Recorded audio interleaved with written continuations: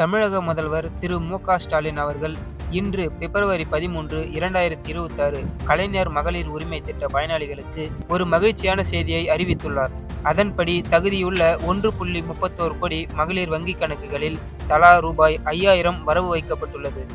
இந்த ரூபாய் 5000 தொகை எவ்வாறு கணக்கிடப்பட்டது மற்றும் யாருக்கெல்லாம் கிடைக்கும் என்பது குறித்த விரிவான தகவல்களை இந்த செய்தி தொகுப்பில் பார்ப்போம். வழக்கமாக மாதம் ரூபாய் 1000 வழங்கப்படும் நிலையில் தற்போது தேர்தலை முன்னிட்டும் வெயிலின் தாக்கத்தை கருத்தில் கொண்டும் முன்கூட்டியே தொகை வழங்கப்பட்டுள்ளது. பிப்ரவரி, மார்ச் மற்றும் ஏப்ரல் ஆகிய 3 மாதங்களுக்கான உரிமை தொகை ரூபாய் 3000, கோடைகால சிறப்பு தொகுப்பு காரணமாக ரூபாய் 2000, மொத்தமாக ரூபாய் 5000 வழங்கப்படுகிறது. யாருக்கெல்லாம் கிடைக்கும்? இந்த தொகையானது அனைவருக்கும் பொதுவானது அல்ல. ஏற்கனவே இத்திட்டத்தில் இணைந்துள்ள குறிப்பிட்ட நபர்களுக்கு மட்டுமே கிடைக்கும்.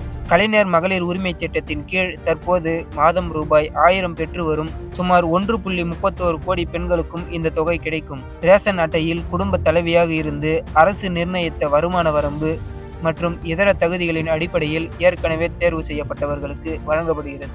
ஏன் இந்த திடீர் அறிவிப்பு?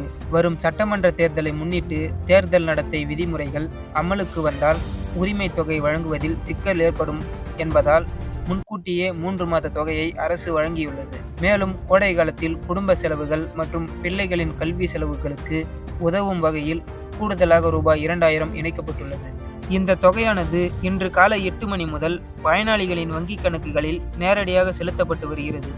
உங்களுக்கு தொகை வந்துவிட்டதா என்பதை உங்கள் மொபைலுக்கு வந்த SMS மூலமாகவோ அல்லது வங்கிக் கணக்கை சரிபார்ப்பதன் மூலமாகவோ தெரிந்து கொள்ளலாம். மேலும் அடுத்த முறை ஆட்சிக்கு வந்தால் இந்த உரிமை தொகை மாதம் ரூபாய் 2000 உயர்த்தப்படும் என்றும் முதல்வர் அறிவித்துள்ளார்.